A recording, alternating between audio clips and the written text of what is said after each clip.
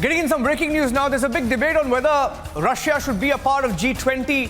Now, there are reports that Putin could be a part of that G20. Some reports claim that Putin was considering visiting the G20 in person, which would mean it would be his first visit from outside of Russia since the war began about 28 days ago. That's 4 weeks ago. Now, will he go to G20? There is a big debate also to exclude Russia from this grouping.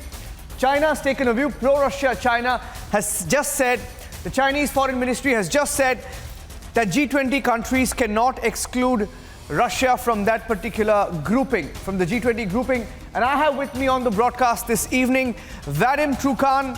Vadim Trukan, good evening. Vadim is a former diplomat, head of NGO European Movement Ukraine and a law company, UMass, who's live from Kiev this evening. Vadim, there is a big demand and a debate that's broken out over whether Russia should be a part of the G20. Has Ukraine taken an official view on this? What is your take on it? Good evening, India. Good evening, sir. Good evening, Indian people. It's a pleasure to be in your TV show. First of all, I would like to thank you for raising all these issues, and we appreciate very much in Ukraine that people around the world demonstrate sympathy to Ukrainian people fighting for its independence, for its freedom, and trying to stop the second largest army in the world, which Russia had.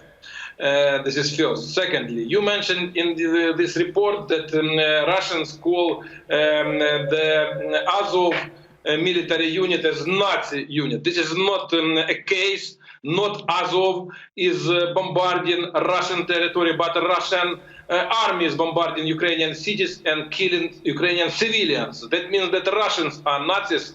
They are worse than Nazis and fascists than Ukrainians. And Azov, Ukrainian military forces, other territorial military units like mine, where I am serving a month right now, are trying to protect our country, to save freedom for our people and to save lives in Ukraine. This is second. And third, you mentioned regarding so-called G20 issue. Of course, Ukraine considers that this is not relevant for Russia, being aggressor state, being Nazist and fascist state, being in fact terrorist state, to stay in the civilization international organization. And we think that expelling of Russia from Council of Europe, from Danube Commission, are just the first steps. Ukraine insists that Russia should be expelled from G20. Russia should be withdrawn of its veto right in Security Council of UN, and Russia should be expelled from each international organization, because Russia is aggressor, and Russia is a country which is trying to demolish, actually, to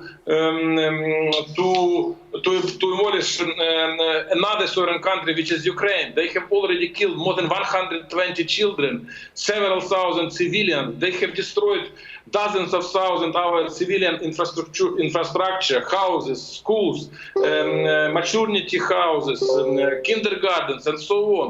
They are not able to fight our army because the army appeared to be a fake. It's not the second largest army. It's, you know, it's something like from barbarian angels.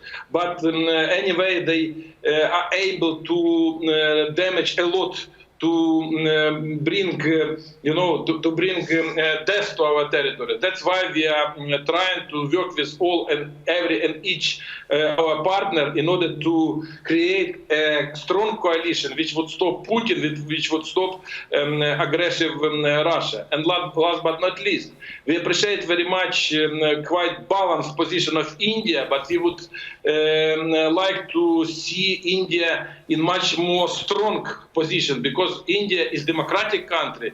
India is our partner, and we think that India obey international law and would like to see that in the world every country obey international law. I agree with you, my friend.